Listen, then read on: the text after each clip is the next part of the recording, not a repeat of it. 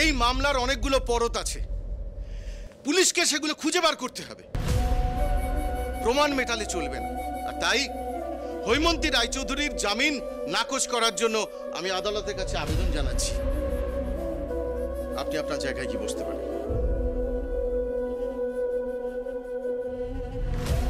Your honour, অনেকক্ষণ ধরেই আমার লার্নেড ফ্রেন্ড মন গড়া কথা বলে জামিন আটকানোর চেষ্টা করছে।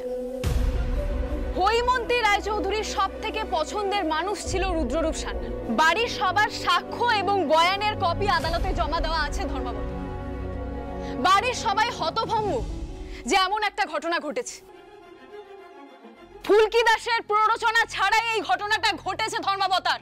হৈমন্তী রায়চৌধুরী বাধ্য হয়ে ফুলকি দাসকে বাঁচাতে গুলিটা চালিয়েছিলেন। ইওর অনার, সেক্ষেত্রে হৈমন্তী দেবী বাড়ি থেকে বন্দুক কেন বয়ে নিয়ে আসবেন? ওনার তো জানার কথা নয় যে রুদ্ররূপ সান্যাল সেদিনকে ওই কাণ্ডটা করবে। ধর্মাবতার, যদি অনুমতি দেন আমি কয়েকটা কথা বলতে চাই। জেঠিমা আবার কি বলবে? ও জেঠুমনি, কিছু করো না। কি করবো বল, কাল তো লকআপে সব বুঝিয়ে বলে আসা হলো। জেঠিমনি আর নেই নিজের মধ্যে। কিছু তো একটা করতে হবে।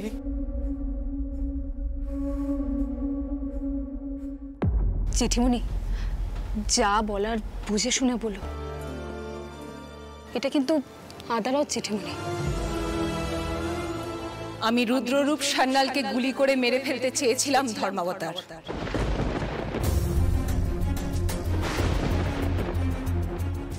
ইওর অনার, আমি বলেছিলাম যে এটা কোনো রক্ষা টক্ষা নয়, এটা অর্ডার অর্ডার।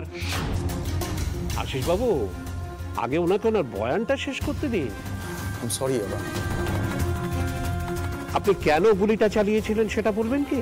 যাতে নিজের ছেলের কাছে মুখ দেখাতে পারি, সেই জন্যই গুলিটা চালিয়েছিলাম ধর্মাবতার।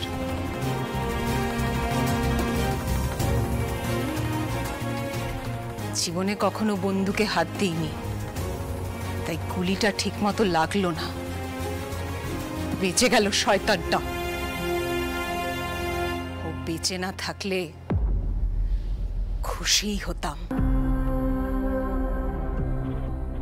ও একজন মায়ের কোল থেকে তার সন্তানকে কেড়ে নিয়েছে ধর্মাবতার। ওর এই অপরাধের জন্য আমি সারা জীবন অন্য একজনকে দোষারোপ করে গেছি, যে একটা সময় আমার সবচেয়ে স্নেহের ছিল। রুদ্রকে আমি আমার মৃত সন্তানের জায়গা দিয়েছিলাম ধর্মাবতার, আর সেই কিনা আমার ছেলের খুনি। একজন মায়ের কোল থেকে তার তরতাজা জোয়ান ছেলে চলে গেলে কি হয় সে কথা বোঝার ক্ষমতা কারোর নেই।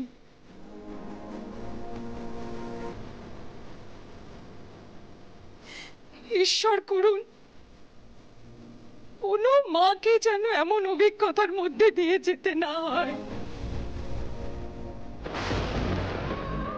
ওই শয়তান রুদ্ররূপ সান্যাল নিজের প্রতিহিংসা মেটানোর জন্য আমার ছেলেটাকে ছাদ থেকে ফেলে মেরে ফেললো ধর্মাবতার। মেরে ফেললো। আর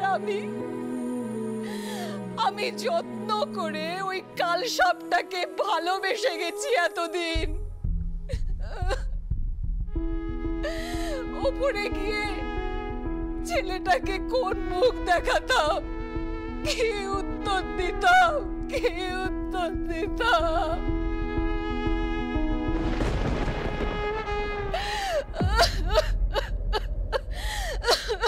জেঠিমনি, মা! জেঠিমনি, ঠিক আছে তুমি? কি হয়েছে তোমার জেঠিমনি? Order order. ওনাকে বসার জন্য একটা চেয়ারের ব্যবস্থা করে দিন। জেঠিমনি, বসো জেঠিমনি। হৈমন্তী দেবী, আপনি একটু জল খাবেন?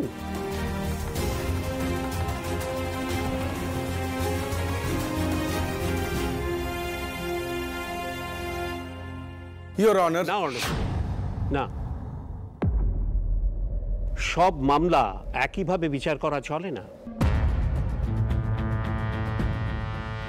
একজন মায়ের আকুতিকে কোনোভাবেই অবজ্ঞা করা যায় না।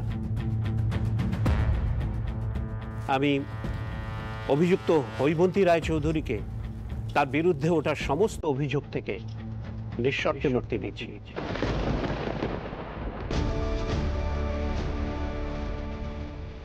এটা স্পষ্ট যে রুদ্ররূপ সান্যাল একজন মানুষ খুন করার পাশাপাশি একজন মায়ের বিশ্বাসকেও খুন করেছে।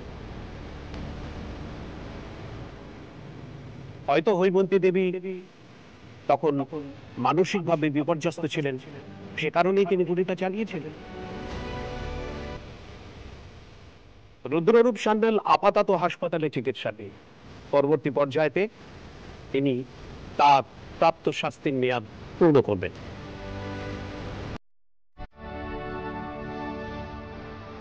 হৈমন্তী রায়চৌধুরীর মানসিক যত্নের প্রয়োজন, তাই একজন মানসিক রোগ বিশেষজ্ঞের পরামর্শ নেওয়ার জন্য নির্দেশ দিচ্ছে এই আদালত।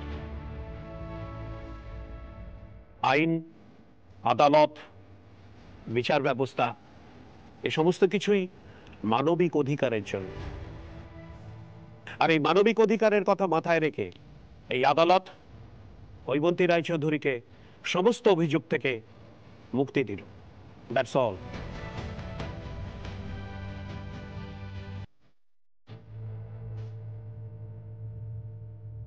কোর্টের কাজ আজকের মতো এখানেই শেষ হল।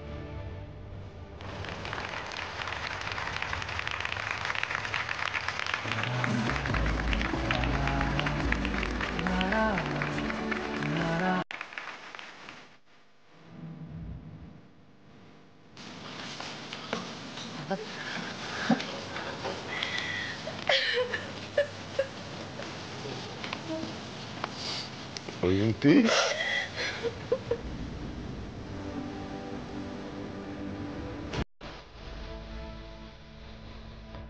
চলো বাড়ি চলো, আমরা সকলে মিলে তোমায় খুব যত্নে রাখবো।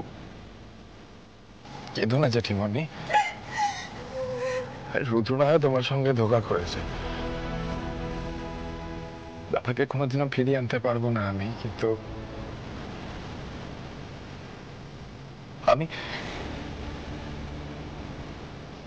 আমি তো আছি। আমি তো আছি জেঠিমণি।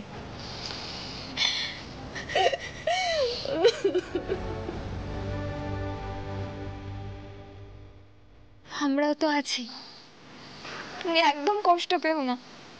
বাড়ি চলো তুমি, মা কালী রক্ষা করেছে। জয় মা কালী, জয় মা কালী।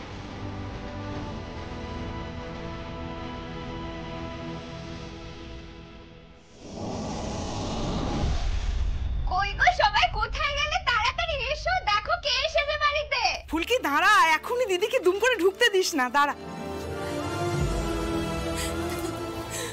বদ্দি, বদ্দি ওয়েলকাম। আমরা তোমার ওয়েলকাম ডুইং আর নেক্সট ডে ডুইং অ্যারেঞ্জমেন্ট। গো গো।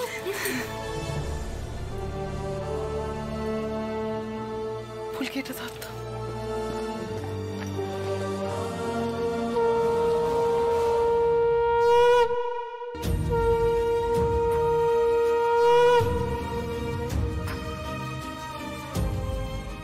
কাবেরী, শুকনো লঙ্কাটা একটু দাও না।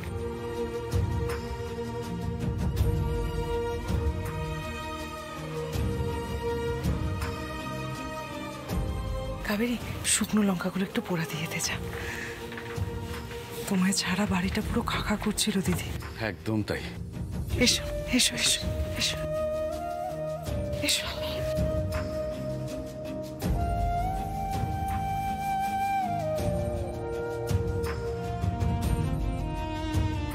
বসো।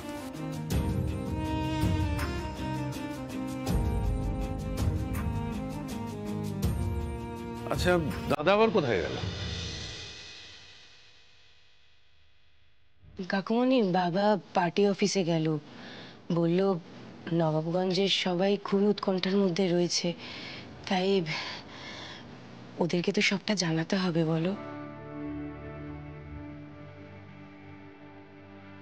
সাধারণ মানুষের ভরসাটা ফিরিয়ে আনাটা খুবই দরকার। একদিন কম কিছু তো ঘটলো না এখানে। সেটাই। মেজো বউ, রাতের রান্না কি হয়ে গেছে? হ্যাঁ দিদি, কেন? না, ভাবছিলাম আমি যদি আজ রাতের রান্নাটা করতাম।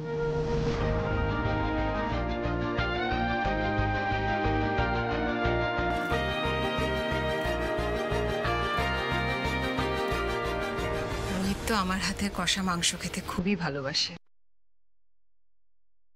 আর ফুলকিরও তো খুব প্রিয়, তাই না?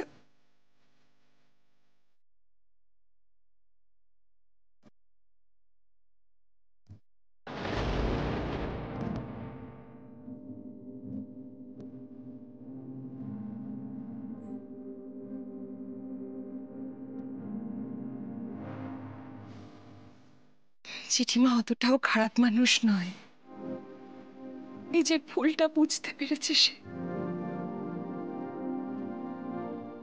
দিদি, আজ রাতে বেগুন ভর্তা করেছি, তোমার প্রিয়। এই গরমে বাজারে ভালো বেগুন পাওয়া যায় না তো, ওই শানু ক্ষেত থেকে নিয়ে এসেছে।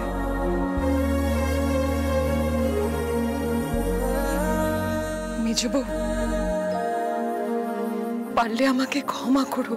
ছি ছি দিদি, তুমি কেন এভাবে ক্ষমা চাইবে?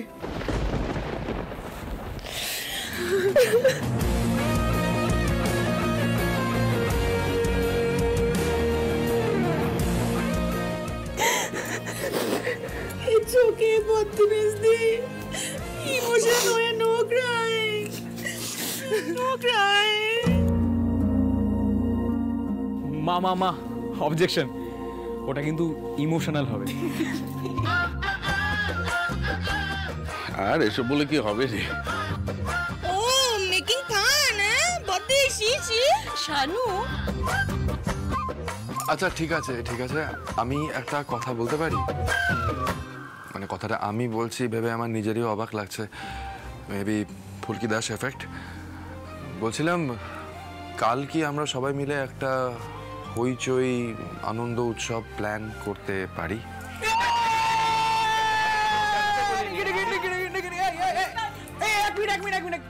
কিন্তু কালকে আমরা করবোটা কি? আমরা সবাই মিলে পান্তা খাবো। আমরা সবাই মিলে পান্তা পিকনিক করব। পান্তা পিকনিক? এই তো কোনদিন শুনিনি। আমি কি আমার কথাটা ফিরিয়ে নিতে পারি? মজা হবে, দারুণ হবে। এই জেঠিমণি, তাহলে এই পিকনিকটা হয়ে যাক। ঠিক আছে, সে পান্তা না হয় হবে কোন, কিন্তু তমাল কোথায় রে? আপু না গেয়া, এই যে সাথে করে ঝিনুককেও এনেছি সুপার স্টোর থেকে। বলছি পিকনিকের কি কথা হচ্ছিল? আরে বাবা, জেঠিমা সুবিচার হয়েছে, আমরা হই হুল্লোড় করব না? অবশ্যই করব। ফুলকি তো শুধু একটা অজুহাত হলেই হলো না হুল্লোড়বাজি করার জন্য? আরে বাবা, জেঠিমণিকে বিশ্রাম নিতে দে। দূর, পান্তা বানানো কি এমন কঠিন কাজ? ওসব আমরা ঠিক করে নেব। কাবেরী, শোন, মেজো বউ তুমি এসো। এই তোমার দাদা এসো শোনো। আমরা পান্তা জোগাড় করতে নাচ গান মজা সব কিছু হবে। তোমার ব্যাটারি শেষ হয় না কখনো? 24/7 365 ডেজ আনলিমিটেড চার্জ থাকে। স্যার, আপনি না সবসময় এই দিদি তুই কিছু বলতে পারছিস? সব বলতে স্যার কি? আচ্ছা না আজকে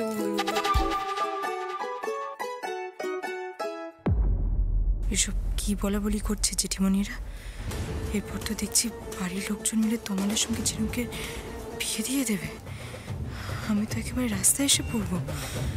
না, কিছুতেই জমি ছাড়লে হবে না। এই আশ্রয়টা আমার খুব দরকার।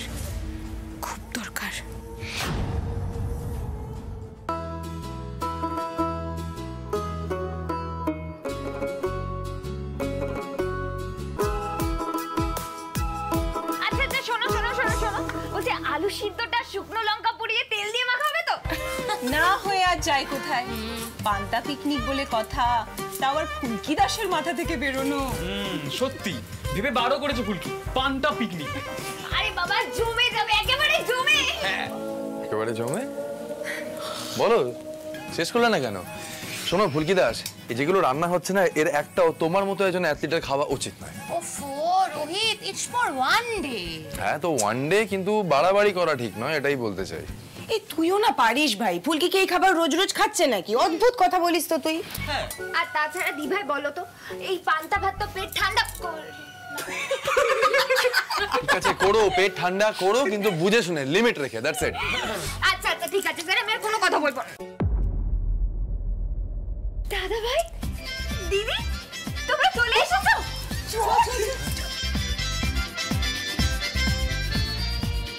দিদি কেমন আছো? এতদিন পর কাকে দেখছি আমি।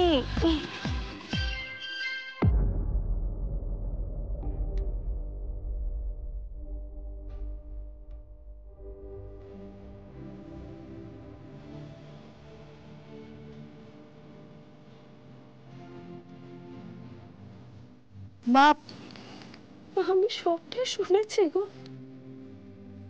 শেষ পর্যন্ত তথাকে খুনই করা হয়েছিল।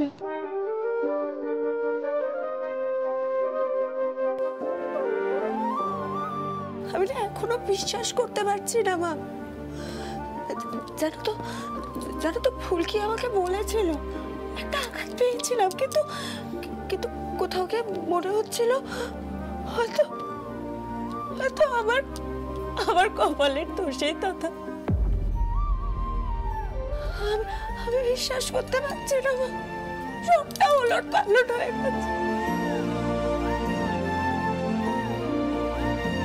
রুদ্রদার কি এমন আক্রোশ ছিল গো? রুদ্রদা তো তথার বন্ধু ছিল, বন্ধু। এই পরিবারটাকে শেষ করবে বলে রুদ্রদা তথাকে শেষ করে দিল মা। রুদ্রকে তো আমিও নতুন করে চিনলাম, জানলাম। আর মাঝখান থেকে পুরো মার্শুলটা দিল তথা। হ্যাঁ, যা গেছে তা গেছে, যারা আছে তাদেরকে নিয়েই ভালো থাকতে হবে।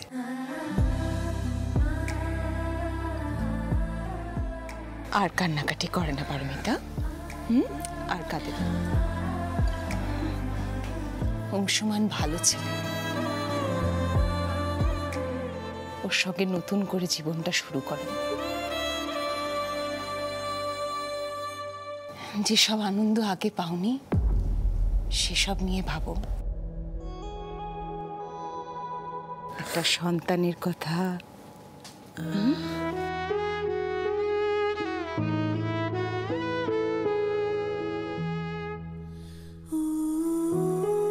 ফুলকি,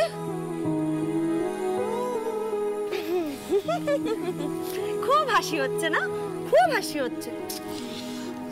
আচ্ছা, পান্তা পিকনিকের কি মেনু সেটা দেখাবে না? দেখাবে, চলো চলো চলো চলো চলো। হ্যাঁ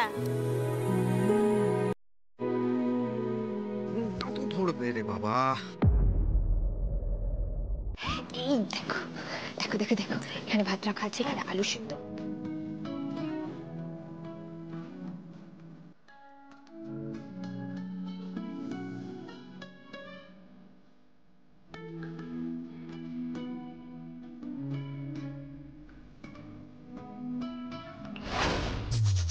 আরে কখন থেকে ফোন করেছি, ফোনটাই ধরছে না।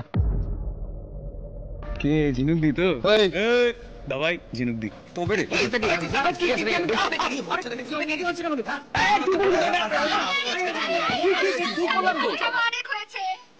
এবার নাচ গান হই হুল্লোড় শুরু করা যাক। এই না, একটু পরে শুরু কর, এখন শুরু করো না, আমি বারণ করছি। কেন? আরে আরে বাবা, তোমার দাদা না, দিদির সাথে তো আমার কথা হচ্ছিল। দিদি বলেছে দিদির আসতে দেরি হবে। দেরি হবে মানে? কখন আসবে কিছু বলেছে? আর ফোন করি।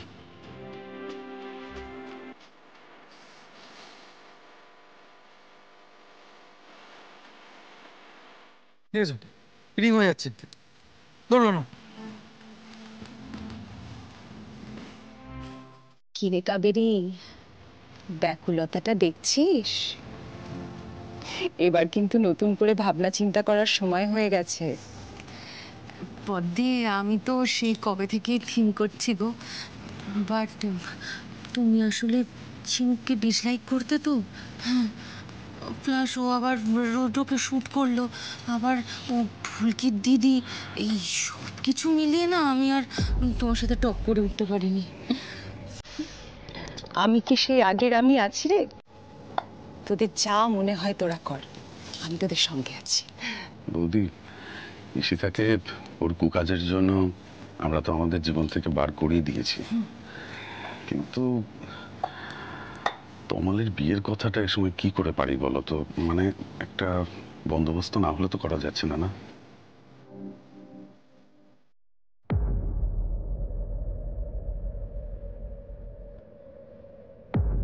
এই তো ব্যাপারটা কি বলুন তো? কি? আরে সেটা তো আপনি বলবেন। বাড়িতে পান্তা পিকনিক হচ্ছে, ফুলকে আয়োজন করেছে, সময় মতন আসার একটা দায়িত্ব নেই আপনার? ফোনটাও ধরছেন না আপনি। আচ্ছা ঠিক আছে, আসতে তমাল। দেখ তো, দেখ, তুই দেখ, কোনো কথা বলছে না, চুপচাপ দাঁড়িয়ে আছে। আরে বাবা কি মুশকিল, আমি তো সুপার স্টোরে ছিলাম, একটা হিসেবে বড় গোড়মিল ছিল। আমি তো ফুলকিকে ফোন করে বলে দিয়েছিলাম আমার দেরি হবে। হ্যাঁ, কিন্তু আমাকে তো সে ভালো হিসাব মেলানো তো ভালো।